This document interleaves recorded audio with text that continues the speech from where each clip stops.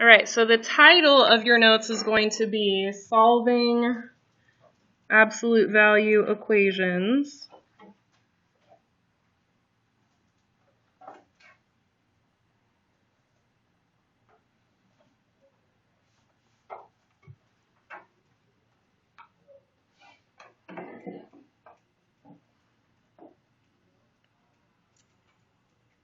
And I don't have any like wordy notes for you. We're just going to do a couple examples because I think you guys will pick up on it. So the instructions are just going to tell you to solve. We're going to do 6 plus 3 times the absolute value of 9k plus 4 equals 99. You'll notice that when I do my absolute value signs, I make them like extra long because I don't want you to think they're ones. That's a good method for taking notes on your paper as well. So making those absolute value signs kind of long usually helps to not be confused later. Okay. So we're trying to get to the k. What is the first thing we could move to the other side? The 6. Yeah. So you can't do 6 plus 3 because the 3 would be distributed. Yeah. So we can't do the 3 because it's connected by multiplication to that grouping symbol. Yes. The absolute value sign here is a grouping symbol. It's kind of like a parenthesis. All right. So we have 3 times 9k plus 4 equals 93. Okay. Then what do we do? But we want to undo stuff. How do we undo that 3? Divide by 3. We're going to go ahead and divide it over. So since we're trying to get the k by itself, we're not going to multiply stuff inside. What's 93 divided by 3? 31. Okay. So we could have whatever got plugged in for k could have made this equal positive 31, and then you took the absolute value of positive 31 and it became 31. Or what else could have happened? It could have equaled negative 31 and the absolute value forced it to become positive. So whenever we get to this stage, we have to do 2 choices. We have to do 9k plus 4 equals negative 31 and 9k plus 4 equals positive 31. We have to do both, okay? And the point where you do 2 is not in the beginning of the problem. The point where you do 2 is where you have an absolute value on one side all by itself and a number on the other side all by itself. That's when you do that, okay? Yeah? So why do you distribute? Why do you make it 2?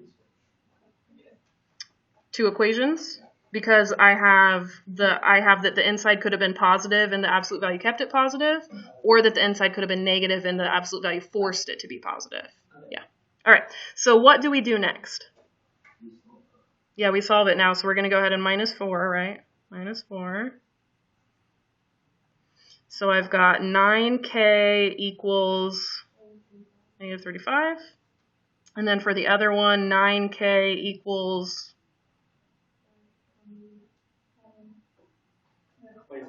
27, good. And then what do I do? Divide by 9. So k equals, is there any number that we could simplify in that? Any number that divides into both? I don't think so either. So negative 35/9 is one answer.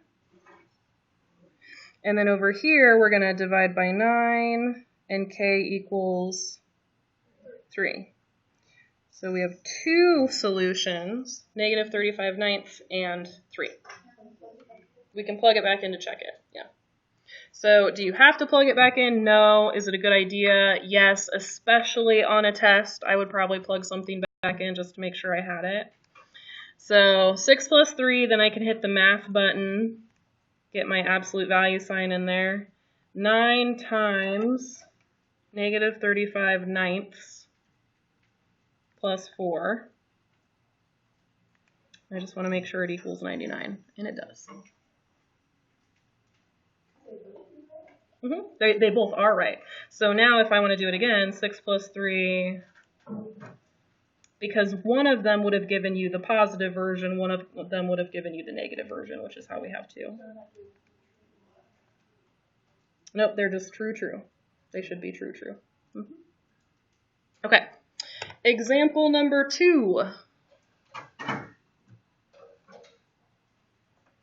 So for this one, we're going to have very similar problem.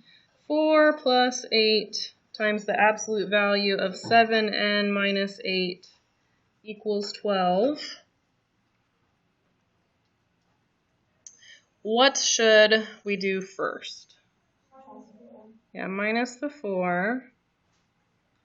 So I've got 8 times the absolute value of 7n minus 8 equals 8. And then what do I do? Divide by 8. So 7n minus 8 equals 1. And then you do 2. So then we say 7n minus 8 can equal the negative version. Yes. There's no exception, unless it equals 0, because then you could be like, oh, it equals positive 0 and negative 0, which is the same thing. Yeah. Yeah, but anytime it's a number, you're always going to do the positive version and the negative version. Okay, so to solve it, what should I do? Add the 8. So I've got, there we go. So I've got 7n equals 7. And 7n equals 9. And then what do I do? Divide by 7. So I get n equals 1. And n equals 9/7. Whew.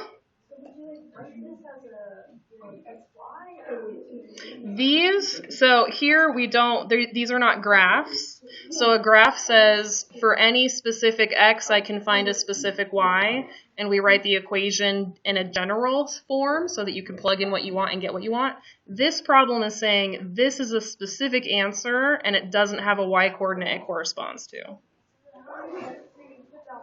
Yep, you say n equals 1 and n equals 9/7. 2 different answers.